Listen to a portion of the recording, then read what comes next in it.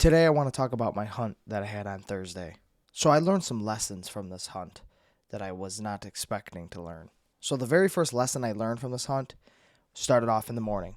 When me and my dad woke up, it was a pretty shitty morning. Super windy. Like, I'm talking crazy winds, like 40, 50 mile an hour winds. We're like, man, maybe we don't go in. We're like, it's the rut, and we know the deer don't really care about the winds, but it's like, will it be safe up in the trees? We're like, and we came to the conclusion we weren't going to go in. But then, I don't know, I stepped back outside again, and it was maybe 2 minutes later. I'm like, nah, I got to go in, Dad. I'm like, it's a rut. I'm like, we don't have time to just waste. I'm like, we got to sit. I'm like, I got to sit at least. And he's like, all right, I'm going to clean the house. And then he's like, you know what? Nah, fuck it. We're going to go in. So we ended up going in. And this is the first lesson that I learned of it just perpetuates the idea of just show up. Just show up. Because as soon as we got up in the trees and that, we both text each other like, wow, it turned out to be a beautiful day. The wind died like right down. It was almost poetic. The wind died like right down. The sun came out, but it was still cold, so it was still good hunting weather. And my dad ended up getting it done. Here's a picture. He shot this buck. Nice buck. Very nice buck. That was the first lesson I learned, which wasn't a lesson that I necessarily just learned on that day, but it was just reinforcing the idea of just show up. And I think this is applicable to many aspects of life. We were this close. He was even when I said I was going in, he's like, nah, I think I'm just going to stay and clean the house. And it was this close to not even us going in. And it ended up being a beautiful day, and we were able to harvest a deer and have that moment. So now, let me preface my next lesson that I learned by just telling you the story of how the hunt went. So, we got in the stand maybe 6:15, 6:30, and by a little after 7, that buck that he killed popped out about 50 yards to my right in some thick shit. Sorry, again, with this mucusy, my voice is, or my throat's torn up. So he pops out in this thick shit. I notice him. And he's out of bow range, and he's in this. It's too thick in there, so he starts heading towards my dad. And I text my dad, "Yo, shooter buck coming towards you." So he gets ready, and my dad's only about 100 yards, maybe a little more, through the open hardwoods there. So he sees him already, and so he starts making his way to my dad. Then he stops, starts coming back to me. Then he stops, starts going back to my dad. Then he stops, he does this like 3 or 4 times. My dad tries to grunt at him. And then what he ends up doing is like, here's me and my dad. He starts like going, or I'll show it like this. Here's me, here's my dad. He started like going this way, like kind of in between us and away from us. And then all of a sudden he makes a hard right and starts coming on a rope towards me. Now here's where the importance of the rut comes in. Once he got so far in the open hardwoods, I'm like, oh, he's downwind of me. He's never gonna come in. But I had a mock scrape down, and I put some doe pee down, and this is how just important it is to get out during the rut. He got downwind of me, and it just shows how bad their decision making is during the rut. I mean, because they're a man trying to have sex at the end of the day. So like, think of human men. The amount of times, men will seriously risk some stuff in the pursuit that they might have a chance of getting lucky, right? And he did this. He shows this in its purest form. He gets downwind of me, kind of picks his nose up, like he smells me, but he also smells the potential of a woman. So he starts coming. I'm like, no fucking way. He's coming in on a rope, straight to me. So I'm trying to breathe, but he's coming straight on. So I'm like, shit. Biker going by.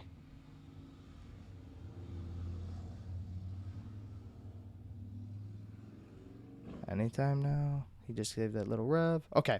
So he starts coming right on a string, bro. Straight to me. Coming right to my mock scrape.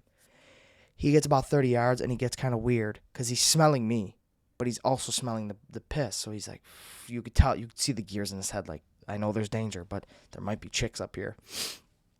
So he gets about no more than 12, 15 yards, and he's right on top of my mock scrape. And as soon as he gets to my mock scrape, bam, looks me dead in the eyes. I'm not moving. I'm like, oh, dude, come on. I'm like, turn broadside. There was no chances of him coming towards me to draw or anything, like to hold a draw. So I'm like, oh, fuck. So he gets broadside, but he's staring at me. And he starts like twitching. And I'm like, oh, he's about to boogie. He knows something's up here. And so he puts his head down, but you still don't want to draw. He can still see me. I'm waiting for him to look back towards my dad or look somewhere else. And so I get a small opportunity. He goes like this to like look towards my dad. And I don't know if he's heard me or sent it or what. But like as I go to draw, he bounds away into some thick shit. So I don't think he saw me necessarily because he was like just starting to look away at my dad. Like I couldn't see his eyes. But I think he just knew he was getting sketchy. He flinched twice. And he just knew something was up. So he bounds the thick shit, and I'm like pissed. I'm like, what the fuck, dude? You know, I'm like, but that's the challenges of bow hunting. That's why when you're actually able to harvest something bow hunting, it's such a rewarding feeling because there's so many little things that play into it. It's not as simple as they have to come in close enough. You got to read their body language, and there's times like that where they come in perfect for them, not you. Just it's a perfect situation for them. He's coming straight at me. You know, it's not like there's trees where I could draw early or something. You know, there's really no other options. But so maybe 45 minutes to an hour later, I'm sitting there scanning. I get a call from my dad, which means if I get a call on the stand, that means something's dead. And he calls me. He's like, dude, he goes, he's spanked. So what he ended up doing was there's my dad's here and I'm here. And this is all thick shit, like here, right? So he went in this thick shit after he ran from me and circumvented all the way to my dad. And my dad was sitting there grunting. At this maybe 45 minutes to an hour later, as he slips his grunt into his sleeve, he looks and getting text messages. He's grunting. He slips his grunt into his sleeve. As he looks to his right, he pops out of here, out of thick shit, and then comes 10 yards in front of my dad. And my dad, money shot, literally money shot. He only ran probably 20 yards before he piled up and died. But here's the other lesson that I learned, or just not even a lesson. It was more of like a thing that kind of ate me alive for a while.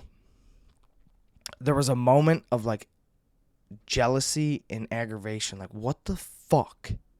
I had him broadside. I'm like, what the fuck, dude? That's not even like fair. I'm like, he didn't want to come in here. And that literally tore me up because that is the most just childish and shittiest way to think. And I've never felt like that with another person killing a deer, like my dad or my cousins or uncles or whatever. But for some reason, in an instant, I like felt it. I'm like, what the fuck is wrong with you, dude? As I was climbing down the tree, but like once I got on the ground, I sprinted towards them and deers piled up, found them, dragged them to the stand for my dad and that. But that sat with me for a while, for at least that day, and even yesterday, just because I'm like, my dad has never once, I killed the deer and he didn't. Like my first buck my nicest buck I've ever killed, the one that I mounted, when we found him, his throat was cut open. He had a huge gash in his throat because my dad shot at him earlier in the season, like literally the first week of bow opener, and I harvested him the first week of November, I think it was. And my Uncle Rob's like, he must have been fighting. He's got a cut in his neck, and my dad's like, nope. That ain't it. He goes, it ain't from fighting. He goes, I missed him. So that's a cool story, but he wasn't like, what the fuck, dude? So I just was like, man, I was really down on myself yesterday about that, and I needed to get that off my chest for sure, because I felt like a shitty person. I was just like, how do you even think like that, dude? Like, at least my dad got it. Like, we have the deer, and I'll be able to enjoy the fruits of it. Like, I'll be able to eat it, But there was just that little childish moment where I was like, the fuck, like a little kid, like I wanted to kill it, that's my deer. I was like, what a pathetic loser I was. So that definitely ate me alive. And now moving forward, I'm going to be much more intentional to be even more excited about other people's, good opportunities, their successes.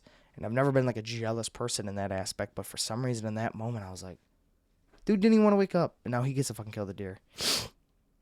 It's just me being dumb and childish. But all things considered, as soon as I got to the deer and that was all gone. I was excited. We celebrated, but I only celebrated for about an hour, got that deer hung for him, and then was right back in the stand and sat from like 11:30 till 6 until the sun went down. And saw 2 does that came flying from the thick shit, so I stood up immediately, got my bow ready, thinking maybe something's chasing them, but nothing came of that. And that was it for the rest of the day.